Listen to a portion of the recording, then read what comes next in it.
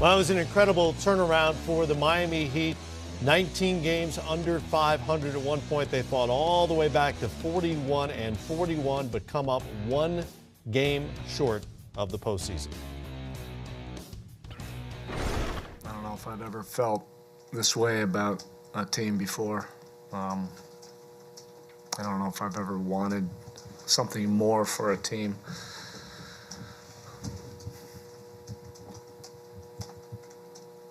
When any one of us wanted to get into team sports, it was to be around a team like this. We went through so much together in just a few months and really got to know each other.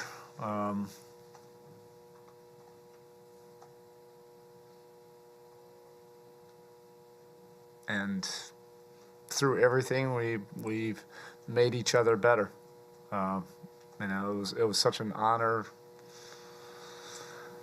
to be around a group like this. You know, it really was. I wish I had something for this team just to keep this thing going. I think the hardest thing for any of us to wrap our minds around is that we don't have practice tomorrow at 12. It just doesn't feel right. It doesn't feel like the basketball gods shine down on us. I think probably our group wants to be in there, arguably as much as any team in the playoffs.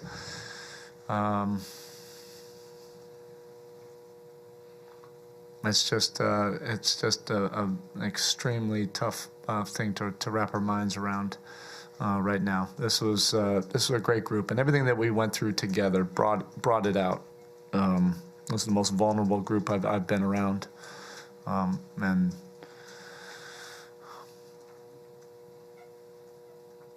you know, there's just it was. It's basketball, but it really became, you know, a family, and it became a group that really cared and loved each other, and we weren't afraid to tell each other that.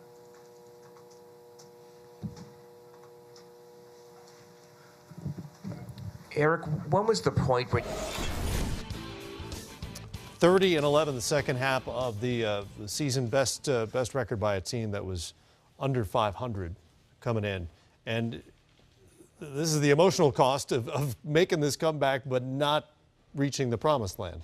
Yeah, listen, I still can't believe they did what they did. I didn't think they were going to be good when the season started. Sure as hell didn't think they'd be good when they were 11-30. And for them to do what they did, it's one of the more remarkable accomplishments in sports, really, because so much of the game at this level, now I'm talking all pro sports, is about confidence. And it's hard to get confidence when you've been that bad and you don't really have anybody that you can look to give you confidence. So for what Erik Spoelstra was able to do with that group, to me, is pretty remarkable. And I think you do emotionally have a connection to a team like that, unlike some other teams, because it's special to do what they did this year. You know, that listening to Spo talk, it was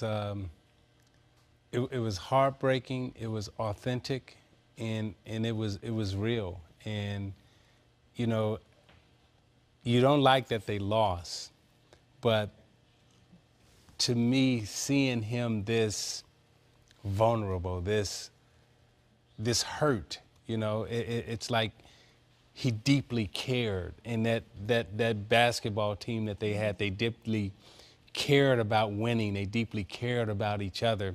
And to me, that's what the sport is all about. You know, it wasn't like, oh, the season's over. Hey, we're going to come back next year. You know, everybody's, you know, feeling healthy. You know, we got off a great start. It wasn't that speech. It was like, man, we wanted to be in. We wanted to be there. We were trying. To me, that's what has been missing in our NBA this year. That type of spirit, that type of hurt, that type of I want to be in.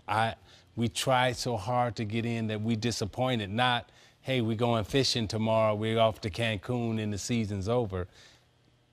What they did and how they feeling, unfortunately, is the bad part of sport, but it's also the good part of sport. And I hope there are a lot of teams tonight feeling that way.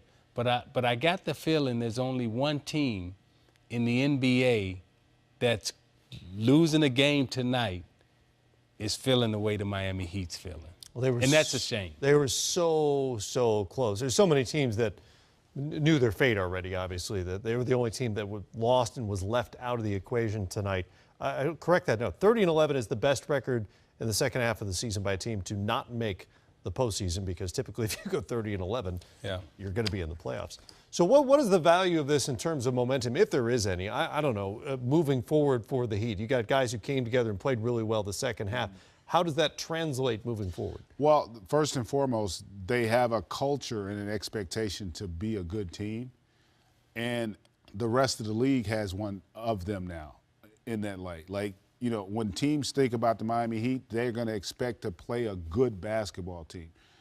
They've gotten out of that. They're not going to be looked at the way you look at the Brooklyn Nets and teams that are on that side of the LA Lakers. You look at them as a playoff team, even though they're not in it.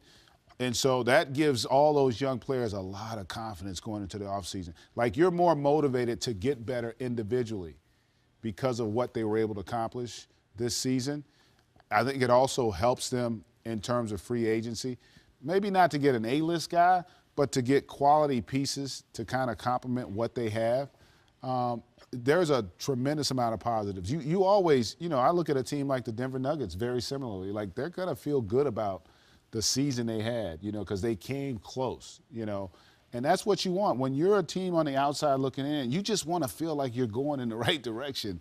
And the Miami Heat definitely did that, and more. Like, they weren't just a team on the cusp. They really were one of the 8 best teams in the Eastern Conference. It's just that they had such a difficult start, a challenging start to the season, that they don't ultimately get in.